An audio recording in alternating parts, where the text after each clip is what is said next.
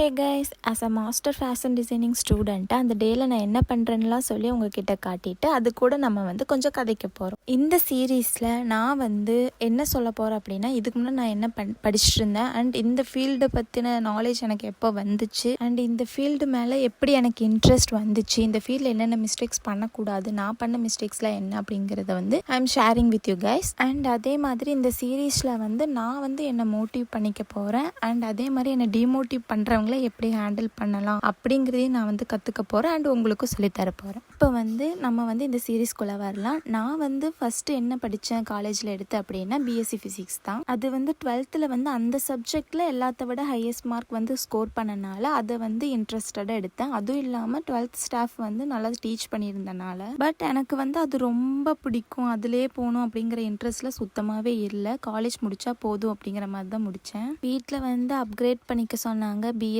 படி இல்லை எம்எஸ்சி படி அந்த மாதிரி ஏதாவது பண்ணிக்கோ அப்படின்னு சொல்லி சொன்னாங்க. பட் எனக்கு அதில் சுத்தமாகவே இன்ட்ரெஸ்ட் இல்லை. மேக்ஸ் ஸ்கூல் டேஸ்லேருந்தே எனக்கு ரொம்ப பிடிக்குங்கிறனால இந்த கோர்ஸுமே எனக்கு கொஞ்சம் ஈஸியாக தான் இருந்துச்சு. ஆனால் இந்த கோர்ஸ் எடுக்கிறதுக்கு முன்னாடி லேப் இருக்குன்னே நான் எக்ஸ்பெக்ட் பண்ணல. பட் லேப் இருந்துச்சு. ஆனால் எப்படியோ கஷ்டப்பட்டு லேபு ரெக்கார்ட்ஸ் அப்படின்னு சொல்லி எல்லாமே கம்ப்ளீட் பண்ணிவிட்டு காலேஜ் விட்டு வெளியே வந்தாச்சு. இந்த ஃபீல்டில் எப்படி இன்ட்ரெஸ்ட் வந்துச்சுன்னு சொல்லி நெக்ஸ்ட் எபிசோடில் சொல்கிறேன். அதை உங்களுக்கு தெரிஞ்சுக்கணும் அப்படின்னா மறக்காமல் என்னை ஃபாலோ பண்ணி வச்சுக்கோங்க. இன்னொரு எபிசோடில் பார்க்கலாம். Tata, bye bye.